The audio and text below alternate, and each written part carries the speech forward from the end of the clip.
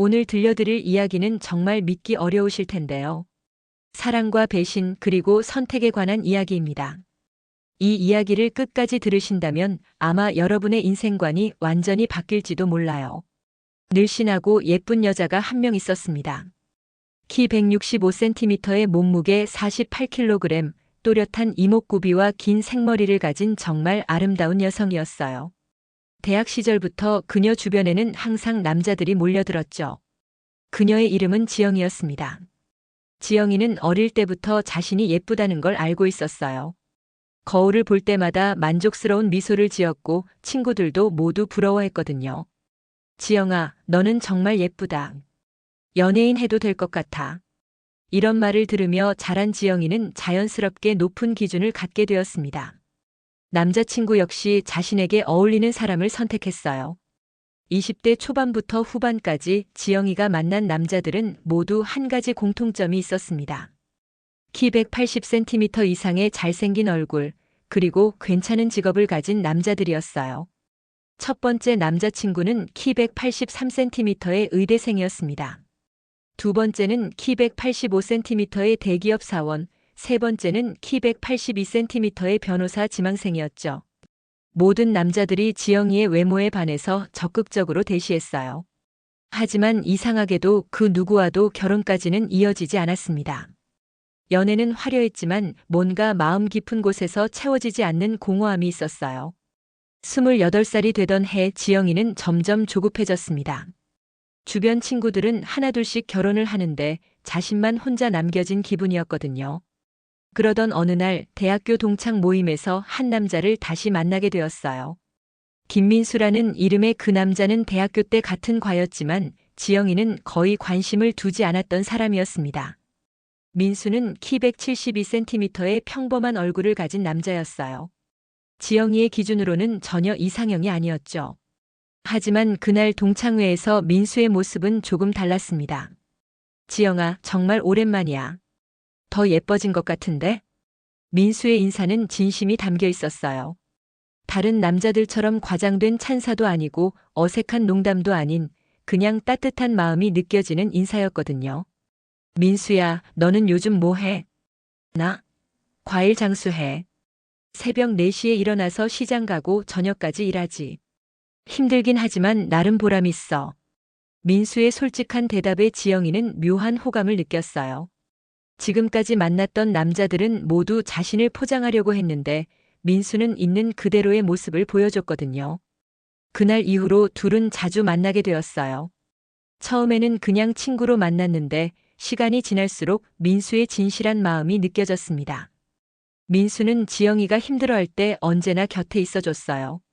직장에서 스트레스를 받을 때도 가족 문제로 고민이 있을 때도 민수는 항상 지영이의 이야기를 끝까지 들어줬습니다. 지영아, 너 요즘 표정이 어두운 것 같은데 무슨 일 있어? 민수는 해결책을 제시하기보다는 그냥 지영이의 마음을 이해하려고 노력했어요. 그리고 그런 민수의 모습에 지영이는 점점 마음이 끌렸습니다. 몇 달 후 민수가 조심스럽게 고백을 했어요.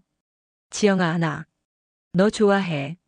내가 너한테 어울리는 사람인지는 모르겠지만 내 진심만은 믿어줘. 그 순간 지영이는 정말 많은 생각이 들었어요. 지금까지의 기준으로는 절대 선택하지 않았을 남자였거든요. 하지만 마음 한편으로는 이상한 안정감이 있었습니다. 고민 끝에 지영이는 민수의 고백을 받아들였어요. 그리고 1년 후 29살에 결혼을 했습니다. 결혼 초기에는 정말 행복했어요. 민수는 과일 장사를 하면서도 지영이를 소중하게 대해줬고 둘만의 작은 신혼집에서 알콩달콩 지냈습니다. 하지만 민수에게는 꿈이 있었어요. 어릴 때부터 그림 그리기를 좋아했던 민수는 타투 아티스트가 되고 싶어 했거든요. 여보, 나 타투를 배워보고 싶어. 어릴 때부터 그림을 좋아했는데 이제라도 도전해보면 어떨까? 처음에 지영이는 의아했어요. 과일 장수에서 타투 아티스트라니 너무 갑작스러운 변화처럼 느껴졌거든요. 하지만 민수의 간절한 눈빛을 보니까 응원하고 싶었어요. 그래, 한번 해봐. 내가 뒷바라지 해줄게. 그때부터 정말 힘든 시간이 시작되었습니다. 민수는 낮에는 과일 장사를 하고 밤에는 타투를 배우러 다녔어요. 지영이는 생활비를 벌기 위해 더 많은 아르바이트를 했고 때로는 민수의 학원비까지 대줬습니다. 민수는 정말 열심히 했어요. 돼지 비계를 사다가 집에서 연습하고 온라인 강의를 보면서 밤늦게까지 공부했습니다. 지영이는 그런 민수를 보면서 자랑스러웠어요. 여보, 오늘 연습 어땠어? 힘들었지만 재미있었어. 돼지 비계에 연습하는 건데 점점 감각이 생기는 것 같아. 6개월이 지나자 민수의 실력이 눈에 띄게 늘었어요. 주변 사람들이 보기에도 정말 섬세하고 예쁜 그림을 그렸거든요. 여보, 이제 집에서라도 시작해볼까? 지인들부터 해주면서 경험을 쌓자. 지영이는 흔쾌히 동의했어요. 우리 집 작은 방 하나를 개조해서 간이 작업실을 만들었습니다. 타투 장비를 사는데 드는 300만 원도 지영이가 적금을 털어서 마련해줬어요. 처음에는 민수의 친구들이나 지인들이 와서 간단한 타투를 받아갔어요. 가격도 시중의 절반 정도로 저렴하게 받았죠. 하지만 민수의 솜씨는 정말 뛰어났어요. 입소문이 퍼지면서 손님이 늘어나기 시작했습니다. 한 달 후에는 예약이 2주씩 밀릴 정도가 되었어요. 여보, 이제 정말 제대로 된 샵을 차려야겠어. 집에서는 한계가 있어. 민수의 제안에 지영이는 고민이 되었어요. 샵을 차리려면 최소 2천만 원은 필요했는데 그런 목돈이 없었거든요. 하지만 민수의 꿈을 위해서라면 어떻게든 해보고 싶었어요. 좋아, 대출을 받아서라도 해보자. 결국 지영이 명의로 신용대출을 받았어요. 그리고 동네에서 조금 떨어진 곳에 작은 상가를 임대했습니다. 15평 남짓한 공간이었지만 둘에게는 꿈의 공간이었어요. 샵을 오픈하는 날 민수 타투라는 간판을 보면서 민수가 지영이에게 말했어요. 여보, 정말 고마워. 내가 없었다면 이런 꿈도 꿀 수 없었을 거야. 지영이는 정말 뿌듯했어요. 남편의 성공이 곧 자신의 성공이라고 생각했거든요. 타투샵이 대박이 나기 시작했습니다. 민수의 실력이 정말 뛰어났거든요. 하루에 수십 명씩 손님이 오고 주말에는 예약이 꽉 찰 정도였어요. 민수의 월 수입은 과일 장사 때의 5배가 되었습니다. 하지만 손님들 중에 젊은 여자들이 많아지기 시작했어요. 20대 초반부터 30대 초반까지 예쁘고 몸매 좋은 여자들이 타투를 받으러 왔습니다. 그리고 타투를 받는 부위도 점점 더 은밀해졌어요. 허벅지, 옆구리, 심지어는 가슴 근처까지. 민수는 프로답게 작업했지만 지영이는 조금씩 불안해지기 시작했어요. 여보, 요즘 여자 손님이 많아진 것 같은데. 타투가 유행이니까 그런 거야. 걱정하지 마. 민수는 대수롭지 않게 말했지만 지영이의 불안감은 계속 커져갔어요. 그러던 중 정말 특별한 손님이 나타났어요. 20살 정도의 정말 예쁜 여자였는데 이름은 수진이었습니다. 긴 생머리에 완벽한 몸매, 그리고 아름다운 얼굴을 가진 여자였어요. 수진은 처음에는 손목에 작은 타투를 받으러 왔어요. 그런데 작업이 끝난 후에 말했습니다. 사장님, 저 타투를 배우고 싶어요. 제자로 받아주실 수 있을까요? 그 순간 지영이는 직감적으로 위험하다고 느꼈어요. 하지만 민수는 흔쾌히 승낙했습니다. 그래. 그럼 일단 기초부터 가르쳐 줄게. 수지는 그날부터 매일 샵에 나오기 시작했어요. 아침 10시부터 저녁 늦게까지 민수와 함께 시간을 보냈습니다. 여보, 교육은 어떻게 해? 타투는 정말 섬세한 작업이야. 손목 각도부터 시작해서 힘 조절까지 1대1로 가르쳐야 해. 민수의 설명은 그럴듯했지만 지영이는 점점 더 불안해졌어요. 가끔 샵에 들렀을 때 둘이 너무 가까이 앉아서 작업하는 모습을 보면 마음이 불편했거든요. 민수의 집에 들어오는 시간도 늦어졌어요. 예전에는 저녁 8시면 집에 왔는데 이제는 밤 10시, 11시까지 일한다고 했습니다. 왜 이렇게 늦어? 수진이 교육 때문에? 응, 수진이가 열심히 배우려고 하니까. 그리고 저녁 시간대에 손님들도 많이 와. 하지만 지영이는 점점 의심스러워졌어요. 그리고 결정적인 순간이 찾아왔습니다. 어느 금요일 저녁 민수가 샵에 놓고 온 게 있다면서 가져오겠다고 했어요. 지영이는 별 생각 없이 그래, 빨리 다녀와라고 했죠. 하지만 1시간이 지나도 민수가 돌아오지 않았어요. 뭔가 이상해서 지영이가 직접 샵으로 향했습니다. 샵 앞에 도착했을 때 안에 불이 켜져 있었어요. 그리고 민수와 여자의 웃음소리가 들렸습니다.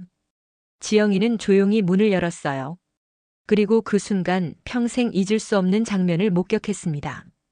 문을 여는 순간 지영이는 숨이 멎는 듯한 충격을 받았어요. 수진이가 민수의 무릎 위에 앉아서 웃고 있었거든요. 둘 다 지영이를 보고 깜짝 놀란 표정을 지었죠. 이게 뭐야? 지영이는 목소리가 떨렸어요. 민수는 황급히 수진을 밀어내며 일어났습니다. 여보야, 이건 오해야. 수진이가 그냥. 오해? 지금 이 상황이 오해라고. 수진은 당황한 표정으로 일어나더니 언니 정말 아무것도 아니에요 라고 말했지만 지영이의 귀에는 들어오지 않았어요. 당장 나가. 다시는 여기 얼씬도 하지 마. 지영이가 소리치자 수진은 황급히 샵을 나갔어요.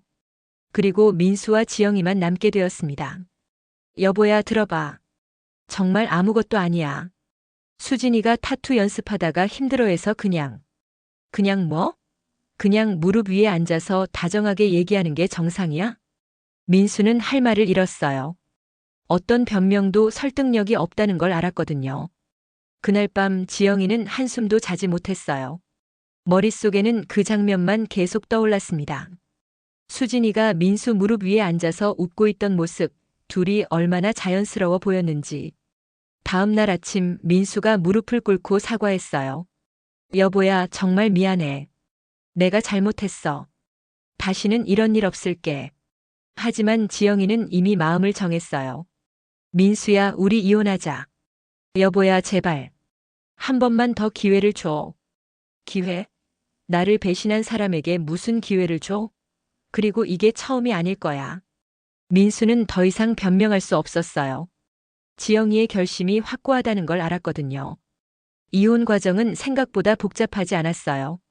타투샵은 지영이의 투자금으로 시작된 것이었고 대출도 지영이 명의였거든요. 결국 재산 분할을 통해 지영이가 샵 매각 대금의 전부를 가져갔어요. 내가 투자한 돈을 돌려받는 거니까 당연한 거야. 민수는 모든 걸 잃었어요. 타투샵도 지영이도 그리고 신뢰도 모두 잃었습니다. 몇 달 후 지영이는 놀라운 소식을 들었어요. 민수가 수진과 결혼했다는 거였죠. 그래, 결국 자기가 원하던 사람과 결혼한 거네. 지영이는 의외로 담담했어요. 분노보다는 허탈함이 더 컸거든요. 하지만 그 결혼도 오래가지 못했어요. 6개월 만에 민수와 수진이 이혼했다는 소식을 들었습니다. 왜 이혼했대?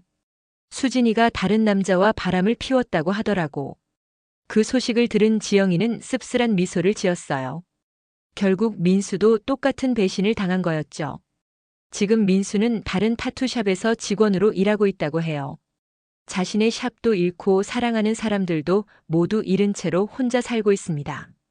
지영이는 그런 민수를 불쌍하게 생각했어요. 하지만 동정하지는 않았습니다. 자신이 뿌린 씨앗을 거둔 거니까요. 그로부터 1년 후 지영이는 새로운 사람을 만났어요. 대학교 선배로 만난 정호라는 남자였는데 키 175cm의 평범한 회사원이었습니다. 하지만 정호는 달랐어요. 지영이를 진심으로 아껴주고 힘든 과거도 모두 이해해줬거든요. 지영 씨가 겪은 일이 얼마나 힘들었을지 상상이 안 돼요. 그래도 이렇게 강하게 이겨내신 게 정말 대단해요. 정호와 함께 있으면 마음이 편안했어요. 민수와의 화려했던 시간과는 다르지만 진짜 사랑이 무엇인지 알 수 있었거든요. 지금 지영이는 정호와 행복하게 지내고 있어요. 민수에게서 받은 돈으로 작은 카페를 차렸고 정호가 퇴근 후에 와서 함께 운영하고 있습니다. 여보, 오늘 매출이 정말 좋네. 응, 단골 손님들이 많이 와줘서 그래. 평범하지만 정말 소중한 일상이에요. 가끔 민수 생각이 날 때도 있어요. 특히 그 무릎 위 장면은 아직도 생생해요. 하지만 이제는 그 기억 때문에 괴로워하지 않아요. 오히려 그 일이 없었다면 진짜 사랑을 깨닫지 못했을지도 모르거든요. 힘들고 어려울 때 함께 해준 사람을 배신하는 건 정말 용서할 수 없는 일이에요. 지영이는 민수를 위해 자신의 모든 걸 희생했는데 민수는 그 고마움을 배신으로 갚았거든요. 하지만 지영이는 후회하지 않아요. 그 경험 덕분에 진짜 사랑이 무엇인지, 진짜 좋은 사람이 어떤 사람인지 알게 되었으니까요. 사랑은 외모나 조건이 아니라 마음이에요. 어려울 때 함께 있어주고 힘들 때 위로해주는 사람이 진짜 소중한 사람입니다. 여러분도 혹시 겉만 번지르르한 사람에게 현혹되고 계신다면 다시 한번 생각해 보세요. 그 사람이 정말 여러분을 위해 희생할 수 있는 사람인지, 어려운 일이 생겼을 때 끝까지 함께 할 사람인지 말이에요. 지영이의 선택이 옳았다고 생각하신다면 구독과 좋아요로 응원해 주세요. 감사합니다.